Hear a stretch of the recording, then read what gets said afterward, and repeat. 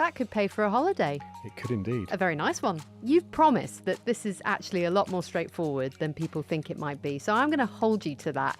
This series is brought to you by L&G, helping you build a future that's a little bit richer. Hello, I'm Iona Bain and welcome to A Little Bit Richer, brought to you by Legal & General. Now today we're talking about a topic that might not make your heart race, but honestly it's the question that I get asked the most when I'm out and about talking to people up and down the country.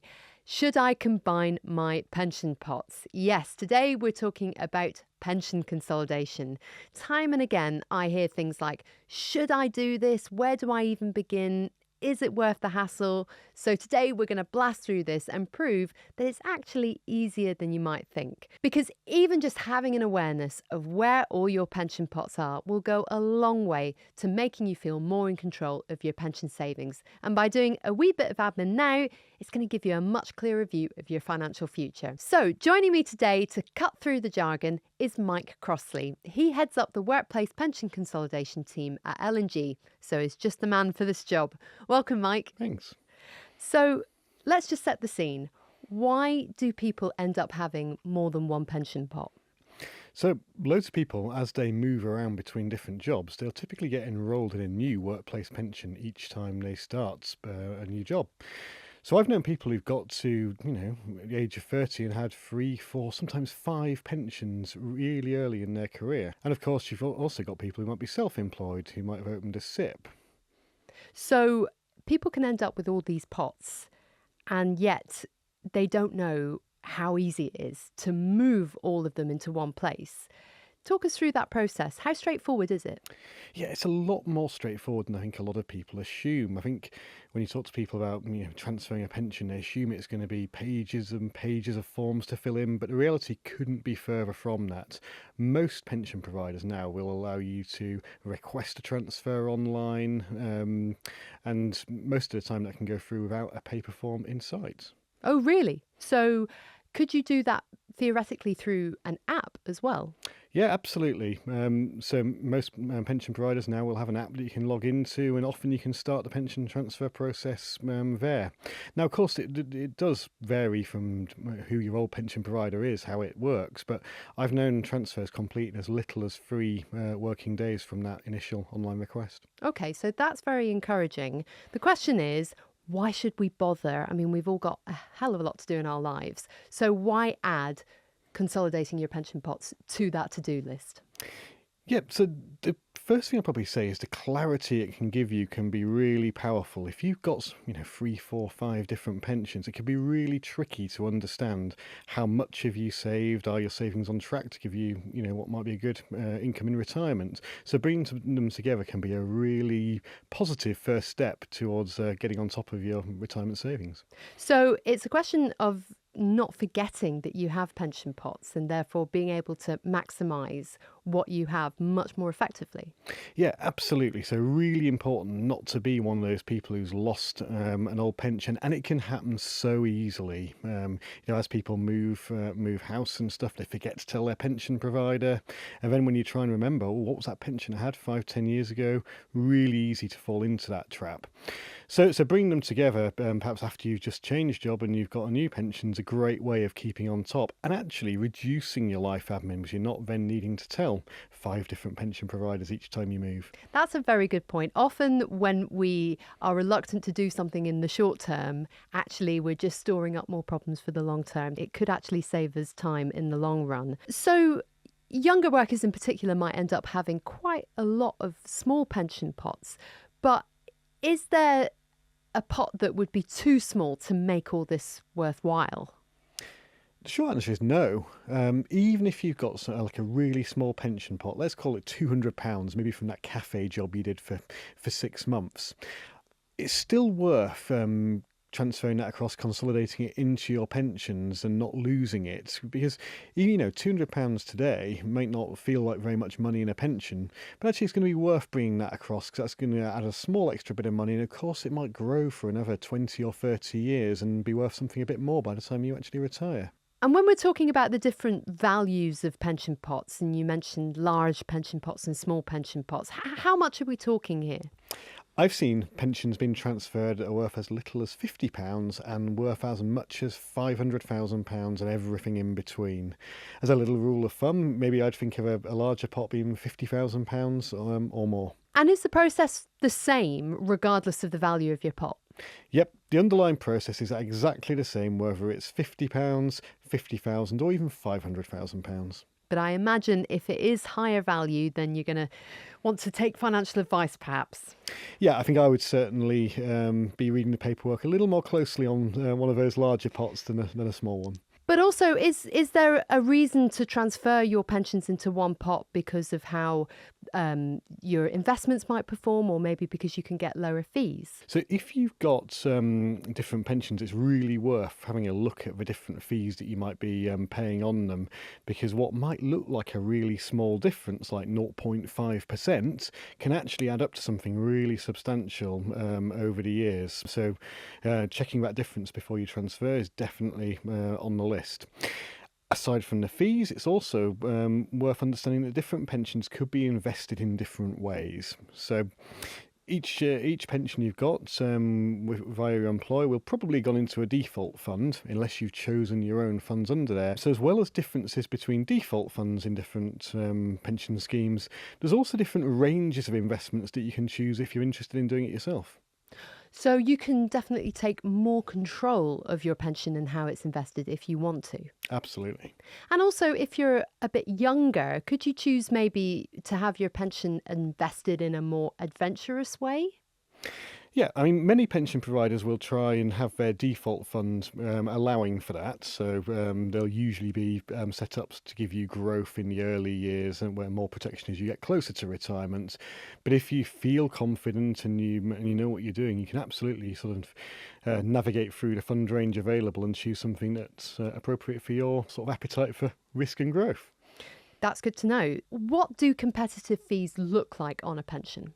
Most pension providers will charge on a percentage basis of the total value of the pension pot. Sometimes it's split into what's known as an annual management charge, the cost of running the pension, which is separate to a fund management charge, which is the cost of the underlying investment. Other providers will just have a single all-in fee that combines the two. So listeners might see differences in the fee structure between the different providers, but of course it's quite simple to add the two if they are separate and compare them to one overall fee. Now, what's competitive? Workplace pensions are actually capped, so they shouldn't ever cost more than 0.7%, but often they'll be less than that, particularly if you've worked for a big employer who might have negotiated a much lower fee than you'd typically be able to get if you came to a pension provider directly. So sometimes it can be as low as 0.2% for all of the fees combined. Now, if you think about that, then perhaps you've got one that's 0.7% and another one that's 0.2%, and you're starting to think, well, does that make much difference? Let me give you an idea. So if you've got about 25, 30 years away from your retirement and you've got a £10,000 pot, moving that from a 0.7% fee to a 0.2% one could make as much as a difference of £2,000 by the time you get to retire, assuming the underlying investment performance is the same. So it can make a quite substantial difference. That could pay for a holiday. It could indeed. A very nice one. So what about people who are not sure if they have an old pension or they don't know how much might be in there? Where can they go to find out more? Yep. So the first thing is have a look through your old paperwork and see if you can find any old statements with policy numbers on or whatever else. If you can find those, you've made a really, really good first step. If you haven't got any even little traces of a pension, but you think it might be there, the government actually has a free tracing service that's available online. So you can go on there, search from your employer and see who that pension might be with. Private pension providers sometimes offer pension tracing services that can help you do that as well. So even if you can't remember what the name of the pension provider is, so long as you can remember who you worked for, that could just give you enough of a clue to go hunting for that lost pension. Absolutely. So that's really good to know. And are there some types of pensions that you wouldn't transfer? Yeah, this is a great point. So If you've been working in the public sector and you've maybe got something like an NHS, Armed Forces, or Civil Service pension that might be a defined benefit or career average type pension, those work fundamentally different to a defined contribution you might have got through a private company. So some of those pensions you won't even be able to transfer even if you wanted to. Right, so it's not even an option. Most of the time, it's not even an option. Some defined benefit schemes will let you, but you do need to take advice from a specially trained financial advisor. So that's off the cards for most people. It won't normally be in your interest to do that. But if you have a defined contribution pension, then it is something that's still worth considering, or are there certain situations where even then you have to be a bit careful? Yeah, I think that's a good way of thinking about it. So most of the time, particularly if your pension's been set up in maybe the last 5 or 10 years, it's unlikely to have any sort of special benefits that you might lose on transfer.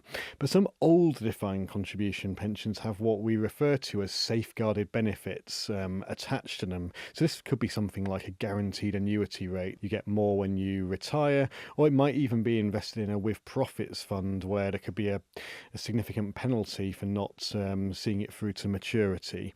Now, if you've got any doubt at all as to whether you might have any of those old or special sort of features, you can always call your provider and check. They'll always tell you if that's the case. That's a good piece of advice. If in doubt, find out.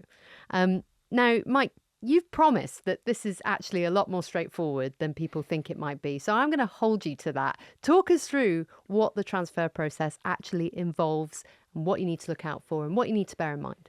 So if you've got an old statement in your hand from one of your old pensions and you've got the policy number, the first thing you might do is go on the provider's website, see if you can log in, check the value, check the charges, have a look and see if there's any sort of special features there.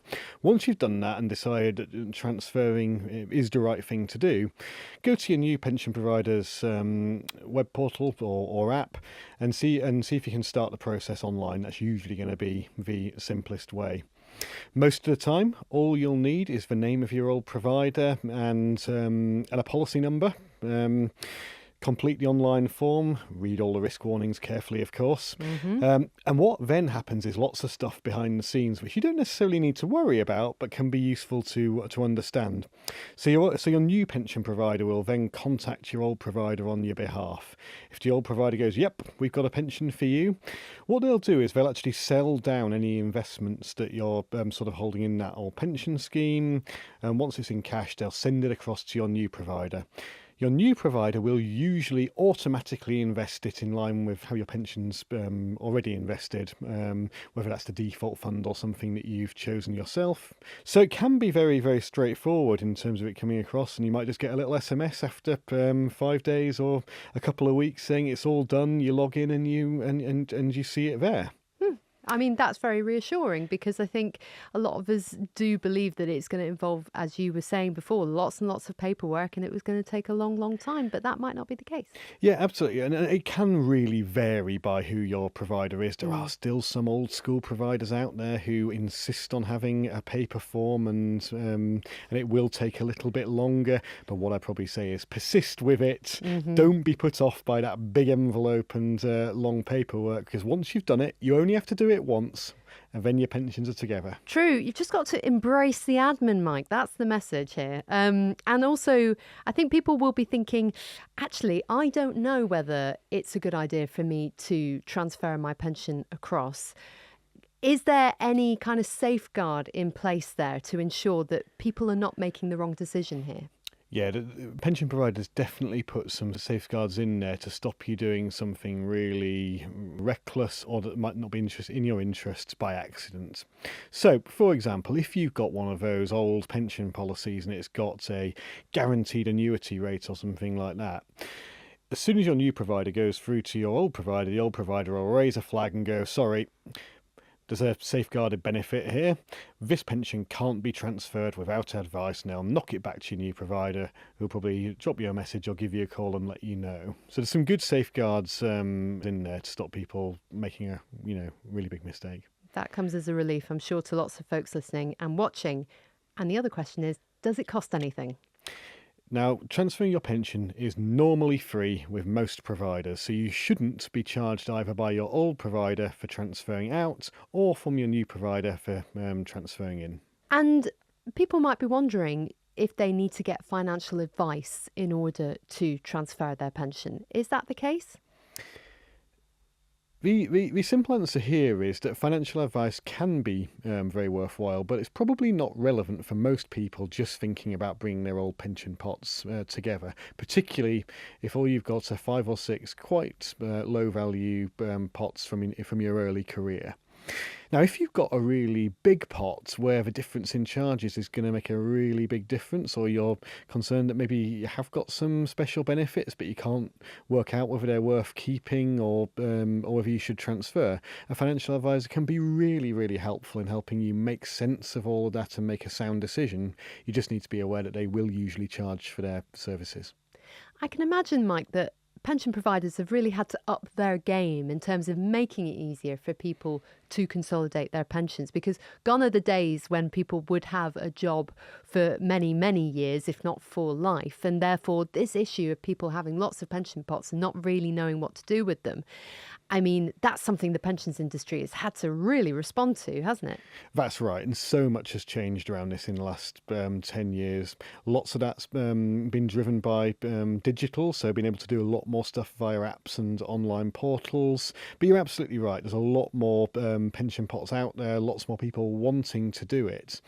And the really nice thing actually is that the people who have completed it are often surprised at just how easy it was. I have seen people transfer sometimes 7, 8, 9 different pensions, and they've been amazed at the fact they could just do it all online and how quickly it's all come together.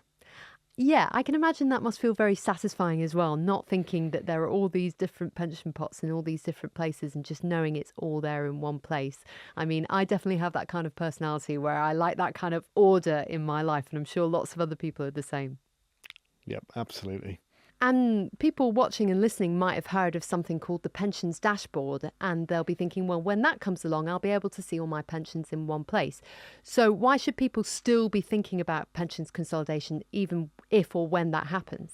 Yeah, this is a great question. So we're expecting pension dashboards to be available from late 2026, and that will be a fantastic resource for people to see all their pensions in one place. Finding your pensions will be a lot easier, there'll be far less time scrabbling around in a filing cabinet looking for old pensions, and it should give you real clarity on how much you've saved and where is it. However, it doesn't mean that bringing your pensions together isn't worthwhile, because there's still those factors like the differences in charges, potentially the difference in investments. And of course, once you can bring them all into one place in a single pension, it can still be better for sort of clarity and planning for the future. So you've given us a really helpful whistle-stop tour there, Mike. I wonder if we can finish off with your top 3 tips for anyone who's thinking about moving their pension savings. Yeah, so number 1, do not be put off by the potential hassle. It is going to be easier than you think, and you'll feel a lot better when it's done. Number 2, take those few minutes before you press go just to read through, check the charges in particular, because that can make a difference, especially when it's over a 20 or 30 year period to retirement. And the last one is look out for those scammers. So if someone calls you out the blue or starts offering you incentives to transfer, you just need to ask yourself, why is this person so keen to make me transfer? So just pause, think about it, and if it looks like it might be too good to be true, it probably is. That is absolutely excellent advice, Mike. Thank you very much. Thank you. Well, I hope that's helped clear the muddy waters on pension consolidation for you and inspired you to take on a bit of life admin. If this episode has made you feel empowered to get a hold of your pension savings, then why not share the podcast and help others get a little bit richer too? Next time, we're breaking down tax with accountant Tim Paul and lots of easy wins to help you legally reduce the amount of tax deducted from your salary. This podcast is brought to you by L&G. You can keep up with the show on YouTube, TikTok and Instagram at Legal and General. And if you have a question or a topic you'd like answered on the show, then you can get in touch on our socials. We'd love to hear from you. Until next time, thanks for listening and see you soon.